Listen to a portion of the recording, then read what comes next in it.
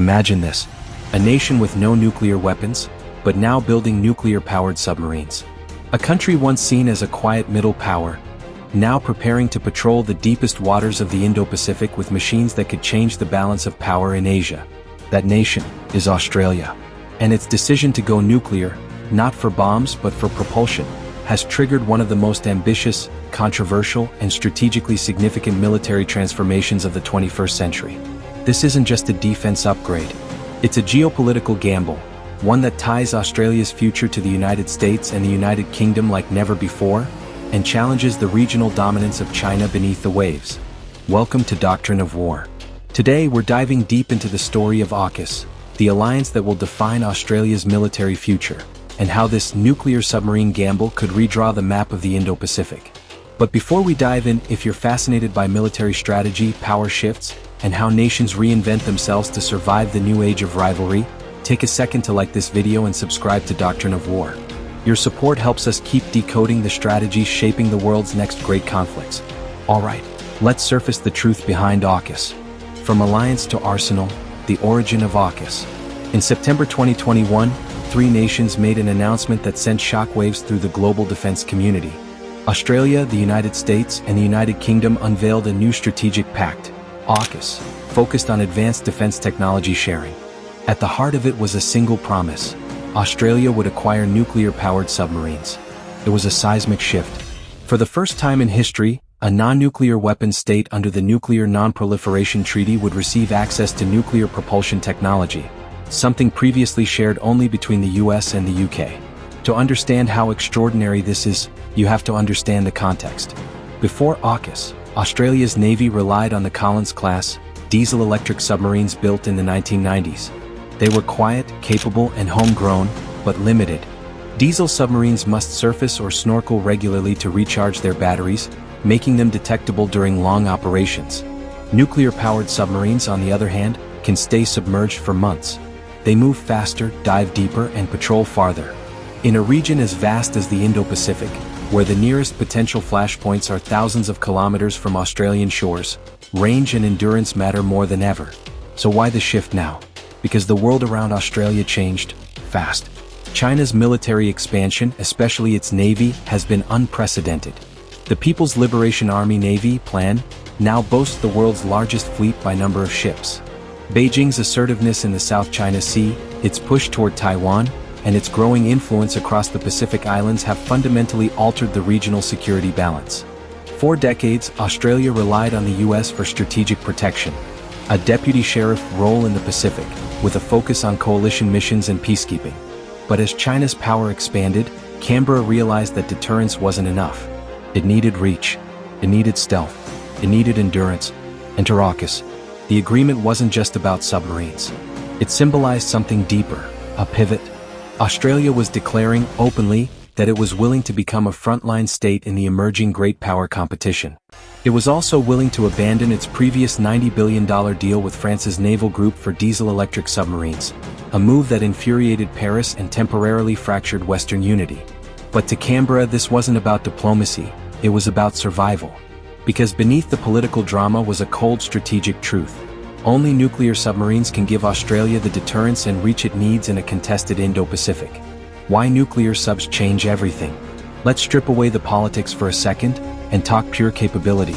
A conventional submarine, like the Collins class, can stay submerged for maybe a few days before it must surface. A nuclear-powered submarine, like the US Virginia class or UK Astute class, can remain underwater for months. Its reactor never needs refueling for decades. Its range is effectively unlimited. Its only limiting factor is the crew's endurance. In practical terms, that means an Australian nuclear submarine could leave Perth, travel through the South China Sea, monitor Chinese naval activity near Taiwan, and return home, all without surfacing once. That level of stealth and persistence transforms Australia from a regional actor to a global naval power. But it's not just about defense. Submarines are the ultimate strategic tool. They collect intelligence, track adversaries, and project power invisibly. Their mere existence changes calculations. For example, China now has to assume that any of its fleets moving in the Indo-Pacific could be shadowed by an Australian sub it can't see, can't track, and can't target. That's deterrence through uncertainty, the kind of quiet leverage that keeps great powers cautious. But AUKUS goes far beyond the subs themselves. It represents a fusion of technology, strategy, and sovereignty, and that's where the gamble begins. Australia is betting on a 30-year partnership that will tie its military, intelligence, and defense industries more closely to the US and UK than ever before. In exchange, it gains access to the crown jewel of Western naval power, nuclear propulsion. The roadmap is complex and unfolds in stages. Phase 1. Beginning this decade, US and UK submarines, Virginia and Astute classes, will rotate through HMAS Stirling Naval Base in Western Australia under the banner Submarine Rotational Force, West. This gives Australia immediate exposure to nuclear operations and maintenance protocols. Phase 2. In the 2030s, Australia will purchase up to 3 Virginia-class submarines from the US, likely refurbished, to bridge the capability gap. Phase 3. By the 2040s, Australia will begin building its own nuclear-powered submarines, designated the SSN-AUKUS class, a hybrid of British design and American systems, constructed domestically in Adelaide. This long-term vision transforms Australia into one of only 7 nations on Earth with nuclear-powered submarines, placing it in an elite strategic club. But there's a catch. Every step is intertwined with dependency. Australia will rely on US and UK expertise, technology, and enriched uranium fuel, all of which are highly restricted under global non-proliferation laws. That raises the central question: how much sovereignty is Australia sacrificing for security? The strategic gamble, security, sovereignty, and the shadow of China. The brilliance and danger of AUKUS lies in what it reveals about Australia's new worldview. For decades, Australian defence strategy was built around what planners called the Defence of Australia Doctrine. The idea that the country's vast geography and distance offered natural protection. The goal was to defend its northern approaches, not project power outward. But in the 21st century, that defense in-depth model collapsed. Cyber attacks, missile technology, and the militarization of the South China Sea erased the luxury of distance. If Australia wanted to stay secure, it had to think forward, beyond its shores. AUKUS is the embodiment of that shift. It's Australia saying, we will not wait for threats to reach us. We'll meet them halfway across the ocean. But every strategic pivot comes with a price.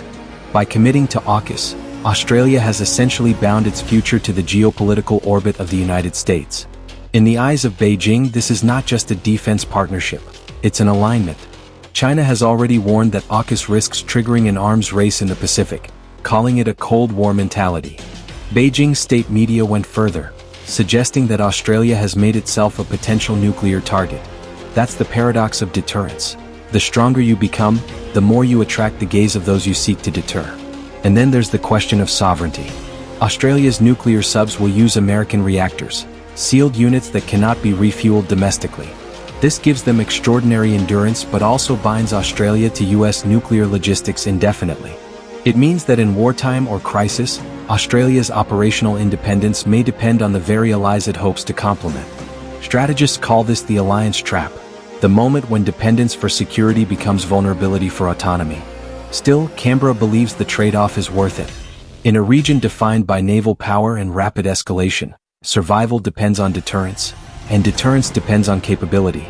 Without AUKUS, Australia would risk becoming strategically irrelevant in its own neighborhood. Because make no mistake, the Indo-Pacific is no longer a backwater. It's the new center of global power. Half of the world's trade passes through its waters, and whoever controls its sea lanes holds the keys to global commerce.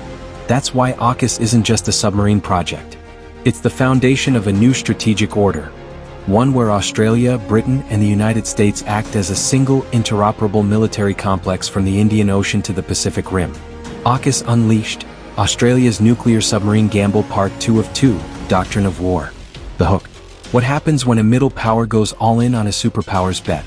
When a peaceful trading nation transforms itself into a cornerstone of a new military alliance, armed not with nukes, but with nuclear engines that can roam the world's oceans unseen. That's the story of Australia right now. A nation that once called itself lucky, now calling itself ready. But readiness comes at a cost: billions in funding, decades of commitment, and a future tied to the fate of an alliance that could redefine global power. This is Doctrine of War, and in this second part of AUKUS Unleashed, we're exploring how this pact will reshape not just Australia's military, but the Indo-Pacific order itself. From the politics of deterrence to the economics of power, from China's counterstrategy to the new submarine fleet that will prowl the deep, This is where ambition meets risk. And before we dive deep, if you value clear, cinematic, and strategic analysis that goes beyond the headlines, take a moment to like this video and subscribe to Doctrine of War. Because in a world of noise, understanding the strategy behind power is what truly matters. Now, let's resurface where we left off. The industrial front, rebuilding Australia for a nuclear age. When people hear about AUKUS, they imagine submarines, sleek, black silhouettes sliding silently beneath the ocean. But the truth is, before any sub hits the water, Australia will have to rebuild itself. This isn't just a naval program. It's an industrial revolution. The SSN-AUKUS program, the future joint-class submarine designed by the UK with US systems, will be the most complex engineering project in Australian history. Each submarine will take close to a decade to build, cost between $10 and $15 billion, and require an entire ecosystem of nuclear engineers, shipbuilders, defense technicians, and cybersecurity specialists. Australia doesn't have that yet. It will have to create it from scratch. That's why AUKUS isn't just a military partnership, it's a technological one. Canberra has already announced major investments to expand the Osborne Naval Shipyard in Adelaide and to modernize HMAS Stirling in Western Australia. Over 20,000 jobs will be created across the next 3 decades, forming what defense analysts are calling Australia's nuclear workforce. This new generation won't be designing weapons of mass destruction. They'll be mastering the nuclear propulsion systems that allow for quiet, long-range deterrence. It's a distinction that matters, because under the Nuclear Non-Proliferation Treaty, Australia remains a non-nuclear weapons state. The submarines will carry conventional weapons, torpedoes and cruise missiles, but powered by nuclear cores that can last 30 years without refueling. Still, this makes Australia a special case. No other non-nuclear nation has ever gone this far. That's why the International Atomic Energy Agency, IAEA, has been closely monitoring the project, ensuring there's no diversion of fissile material. In short, AUKUS is rewriting the rulebook on nuclear technology sharing. But it's also rewriting Australia's defense identity. For decades, Australia's military-industrial complex was modest, designed for regional defense, not global projection. Now, with AUKUS, it's being rebuilt into something far more ambitious. A defense ecosystem capable of designing, sustaining, and eventually exporting high-end military systems. And the submarines are only the beginning. The AUKUS framework includes Pillar 2, a technology-sharing initiative focused on quantum computing, artificial intelligence, cyber warfare, hypersonic weapons, and undersea drones. This means Australia won't just operate nuclear subs, it will become part of the Western world's advanced defense R&D network, alongside the Pentagon and the British MOD. For a country that, just a decade ago, relied heavily on imports for complex defense systems, that's an extraordinary leap. But it also means dependency. The same systems that empower Australia also tie it to US software, UK supply chains, and Western defense architecture. That's the quiet paradox of power. Independence often begins with alignment. And alignment is exactly what Beijing fears. The Dragon's response, China and the battle for the Indo-Pacific. In Beijing's eyes, AUKUS is not a submarine deal, it's containment in motion. From the moment it was announced, Chinese state media condemned it as a provocation. The Global Times called it a nuclear shadow over Asia. Chinese diplomats argued that it undermines non-proliferation and encourages an arms race in the Pacific. But beyond rhetoric, China's response has been strategic, methodical. Beijing has accelerated its naval expansion, commissioning new Type 096 ballistic missile submarines and Type 055 destroyers, massive warships bristling with advanced radar and missile systems. It has expanded artificial island bases in the South China Sea, each equipped with runways, missile batteries, and deep-water harbors. And it's deepening security partnerships across the region, from the Solomon Islands to Cambodia, creating a network of influence that mirrors and counters the Western Alliance web. To China, Australia's alignment with AUKUS transforms it from a distant player to a potential frontline state. And that changes the calculus. Australia's location, once a geographic blessing, is now a potential liability. In a future conflict over Taiwan or the South China Sea, Chinese strategists might view Australia's AUKUS bases as legitimate military targets, given their role in hosting nuclear submarines and allied forces. That risk, while theoretical, underscores the seriousness of Australia's new posture. And yet, Canberra's leadership insists that AUKUS is defensive, designed to preserve stability, not provoke conflict. The logic is simple: deterrence through capability. If Australia can patrol far enough and quietly enough, potential aggressors will think twice before threatening trade routes or regional partners. But deterrence isn't just about strength, it's about perception. And perception cuts both ways. Indonesia, Malaysia, and even New Zealand have expressed unease over AUKUS, fearing it could trigger a regional arms race or blur the lines of nuclear non-proliferation. Southeast Asian nations, while wary of China's assertiveness, also fear being forced to choose sides. To them, AUKUS represents both a shield and a dividing line. That's the real strategic consequence of AUKUS. It formalizes the geopolitical split already underway in the Indo-Pacific. On one side, the Western-aligned bloc, the US, UK, Australia, Japan, and South Korea. On the other, China and its circle of influence, anchored by military modernization and economic coercion. And right in the middle, the vast, contested sea lanes where those worlds meet. That's where AUKUS submarines will operate. That's where deterrence will be tested. And that's where Australia's gamble will either pay off or backfire. Because beneath the diplomacy and engineering lies a simple question. Can a country of 26 million sustain the ambitions of a superpower alliance, without losing its independence in the process? The future below the surface, strategy, legacy, and the long game. The AUKUS submarines won't enter full service until the 2040s. That means the real battle for Australia isn't at sea, it's in time. Can it stay committed to a 30-year project that spans multiple governments, economic cycles, and shifting global realities? Because history shows that great defense programs rarely survive political fatigue. By the mid-2030s, the cost of AUKUS could exceed 300 billion Australian dollars, making it the single largest defense investment in Australian history. Critics already question whether those funds could be better spent on missile defense, drones, or cyber warfare, capabilities that are cheaper, faster, and more flexible.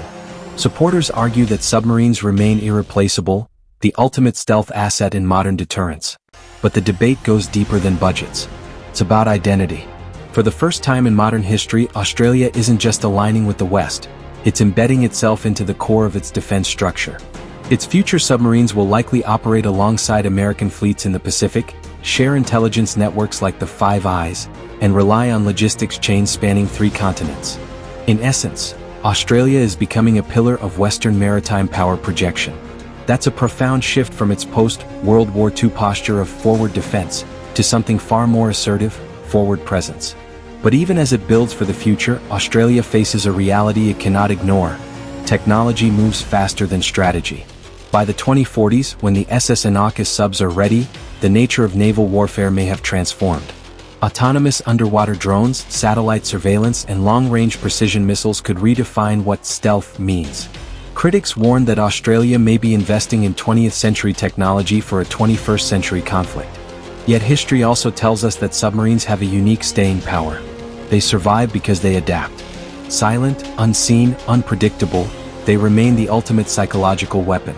And AUKUS isn't just about the submarines themselves, it's about the strategic depth they create.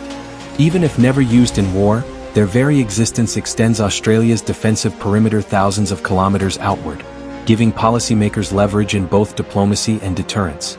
That's why analysts describe AUKUS not as a weapons program, but as a doctrine, a statement of intent, a declaration that Australia will no longer simply watch the tides of global power, it will help steer them. But that power comes with a warning and a weight. Because every submarine launched will carry more than sailors and torpedoes. It will carry a nation's reputation, its trust in allies, its faith in deterrence, and its wager that peace can be preserved by preparing for war. The true test of AUKUS won't be in its engineering, it will be in its endurance. Will it make the Indo-Pacific safer? Or will it draw new lines of confrontation beneath the surface of peace? That answer won't come in years, but in decades. And by then, the submarines born from this gamble will be patrolling silently beneath the waves. Symbols of a small nation that dared to play in the deepest waters of global strategy. Because in the end, AUKUS isn't about submarines. It's about a country redefining what it means to be powerful in an age where geography is no longer protection, and neutrality no longer an option. Australia has chosen its path, nuclear, naval, and unmistakably strategic. And whether it sails into a safer world or a sharper one, its course has already been set. This is Doctrine of War. And you've just witnessed how a quiet continent decided to bet its future beneath the waves. A future where power is silent, strategic, and submarine. If you found this analysis insightful, make sure to like the video, subscribe, and share it with others who want to understand how nations rise, align, and adapt in the age of great power competition. Because history isn't written by those who shout the loudest, but by those who plan the deepest. And right now, beneath the calm blue of the Indo-Pacific, Australia is planning very, very deep.